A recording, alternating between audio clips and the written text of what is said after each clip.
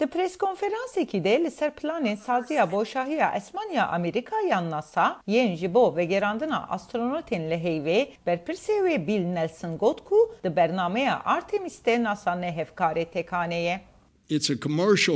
Ew bernameya hevkariyek navnetewî û bazirganî ye. Zêdetirî 5 welat imzakerên peymana Artemisê ne. Çîn ku niha hevrîkê serekiya NASA û hevkarên wê yên navnetewî yên ne imzakere û plan dike heya 2030yan tîma xwe li ser heyvê bicih bike. NASA dixwaze beriya Çînê bigeyîje heyvê. Loma teknolojiyên ku kampanyayên bazirganî afirandine bikar bîne da ku vê armancê pêk bîne.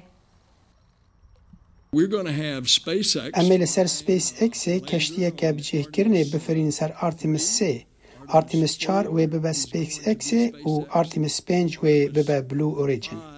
Lêfirîn adin di 2026 de ye dema Artemis 2 wê tîmeke bişîne lê daneke ve ser heyvê. Astronot Reid Wiseman fermandarê wê tîmê ye. Em behsa serketina ji bo xwe dikin. Ew jî çalakkirina Artemis 3 ye.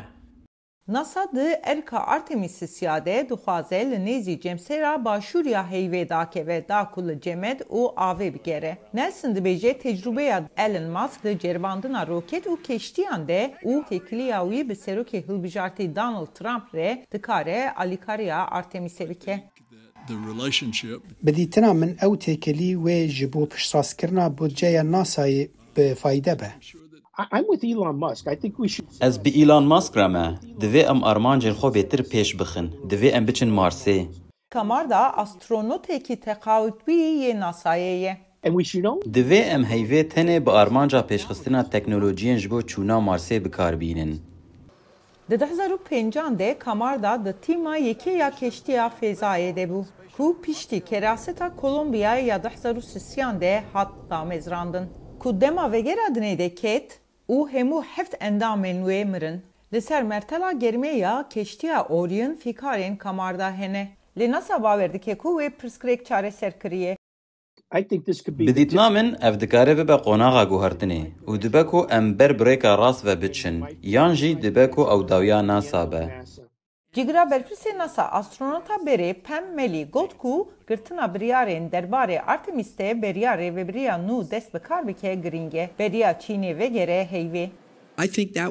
Ez bawer dikim ku ew ê paşxistina biryaran bi rastî wê pir xirabtir be.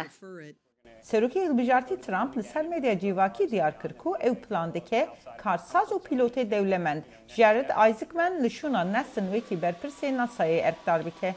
Isaacman di 2021 û di 2024 de bi keştiyên SpaceX li dora dinê firiya û ew yekem astronotê bazirganiyê ye ku li derveyî keştiyek fezayê çalakiyek kiriye. Ji bo raporta Kane Ferebah, Özlem Yasak, Dengê Amerika.